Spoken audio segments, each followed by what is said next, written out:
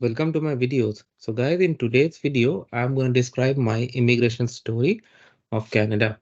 Before I proceed further, if you have not already subscribed to my channel, please subscribe right now. And also I would like to clarify, I'm not an immigration consultant, and if you take anything out of this video, you do it at your own risk. So guys, my immigration to Canada begins years ago in 2012. I was employed with one of the major IT companies in India, and I had a Canada-based client. I was working there from offshore and I was doing good. No doubt, I was doing really good. And that is why I was chosen by management to work from on-site, from client's location. Those who are in IT industry, they know this process. So I came here back in 2012 on Alamo work permit. Now, many of you may ask me this question, what is LMO? You may not have heard, but today's LMIA, Labor Market Impact Assessment, used to be called LMO, Labor Market Opinion those days. That was the first time in 2012, 11, 12 around, late 11, this process was introduced. And it took some time for me to get the visa, but yeah, I got it. And I came here. So it was September I came here and I that time there was no direct flight and my flight tickets were sponsored by my employer, so I did not have any issue. I came through Brussels, Belgium, and then from there I came here, Toronto Pearson Airport. Now the first level immigration was very simple, like the officer there asked me two questions and he redirected me to the next officer who processed my work permit. And second officer did not ask me any question, to be honest. He just asked, why are you here? And then he just printed the work permit, handed over it to me. When I was going out of the airport, I knew where I was going to be. But what do? You collect your baggage and then you try to get a trolley. So during those days, even trolleys at Pearson Airport were not free to use. You had to put a coin, but I was not aware of this.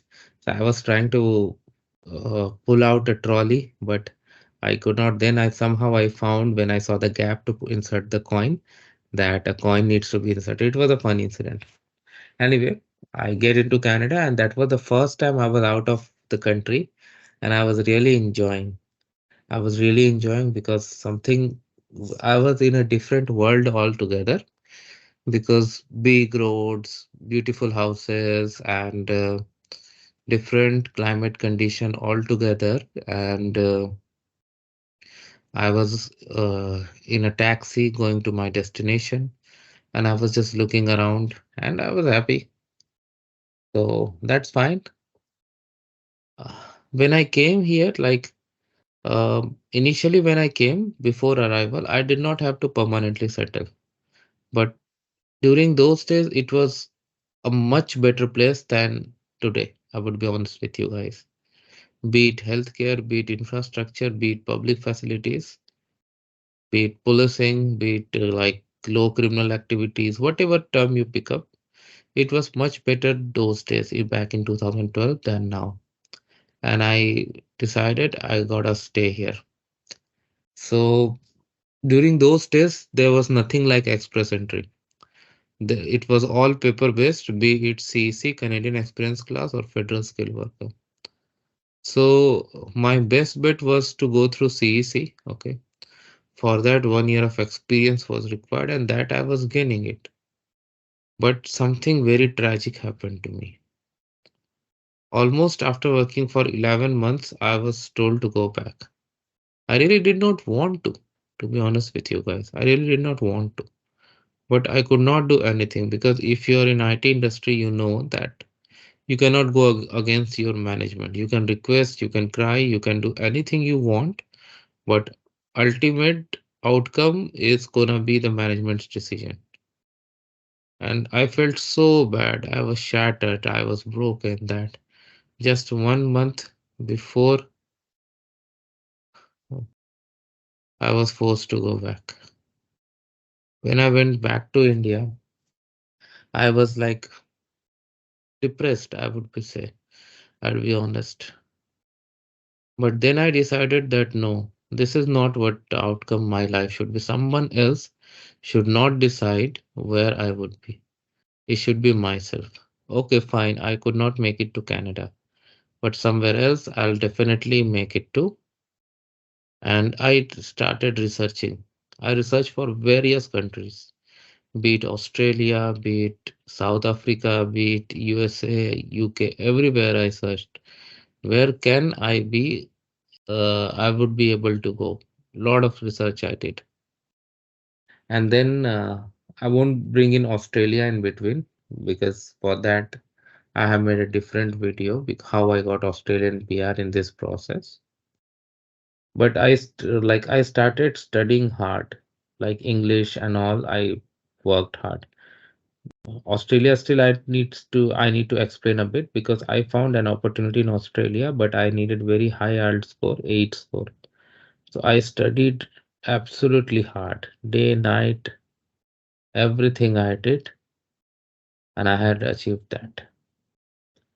Like, and it was depressing time for me, but I was determined. I was failing one process, I was going for other process. I was failing one country, I was going for other country. Like that, I was researching and I was doing my stuff. But those who believe in God, they know one thing that when God gives you, they just don't give you in part. Like they give you huge, huge, huge. You can't even believe it. In my mother tongue, it is called "देने वाला जब भी देता, देता छप्पर फाड़ के." So something like that happened to me. Like after months of hard work, depressing time, when God came to help me, it was unbelievably true. Now, first, my H-1B application for US visa was picked in the draw. Then I got the state's nomination from the state of Victoria in Australia for PR. So I went for medicals, okay, in at a clinic. Exactly 2 days later, after I completed this Australian medical, I got an email from my management that get ready for Canada. Oh my God, is this true? I couldn't believe it that it's coming back to me. Now I was getting an opportunity. So just few days later, I went back to the same clinic for do medicals for Canada, and it was uh, again like as I said, देने वाला जब भी देता means when God gives you, they give you everything. So I got selected for. I applied for visa for Canada. It was granted, and I had applied for Australia too. My further processing of US visa was put on hold because, of course, that makes sense. Because when my employer was sending me to Canada, why would they process me for USA? So I waited there. Then, after all processing and formalities, my travel date was decided as 31st December 2014. So on 1st Jan 2015, New Year, I landed back in Canada, same airport. And I was too happy because this time I knew was probably the best opportunity for me to file the PR. Now I was in 2015. Okay. I was in 2015 and that was the year when Express Entry was started. So initially cutoffs were too high. Only those who had like LMIA letters, they were getting draw invitations, but I was not broken. I was keep working hard and I was hopeful. I had created my profile. And again, when God gives you, they give you. Like after landing in Canada, after 7 days, I got my Australian PR approved. Imagine I was in Canada and I got Australian PR. Then after 3 months, it was somewhere in March 20 or something in 2015. I got the invitation to apply. It was third express entry draw when I got the invitation to apply. And I was ready with everything. I filled all the application on my own. I uploaded my documents, I applied. And then in the month of May, guys, I did not even go for medical. So how I did, because just in the month of November, a year ago, a few months ago, I had gone for medical. So I called one guy in Kolkata and told him to go to the clinic and get the what do you call medical receipt from them. So I got the receipt, I uploaded, then uh, I had applied, and that was accepted. Even I did not apply for a police clearance certificate. I mean, I did not put in my account, although I had applied for it. I used police clearance certificate that was issued to me to apply visa for Australia, but it was accepted because they don't care for what you do. What they care is the requirement. So I was fulfilling the requirement, so there was no question, no extra question asked at me. Then I applied, and then in the month of May, my medical got passed, and I was really hopeful that one day it would come to me. Then it was July 7th. I was not feeling well. It was summer, and then I um, was not feeling well at my workplace, so I took early uh, time off, and then I was on my way to the clinic. While I was on the way, I got an email from IRCC. I mean, um, about an activity in in my application. When I was in the waiting room, I opened and I could see I was granted. I was happy, too happy that finally my dream came true. Then that day I came back, I was so means happy. I could not even sleep properly that night. That after years of struggle, hard work, finally it paid off. The only thing I learned is that never give up. And I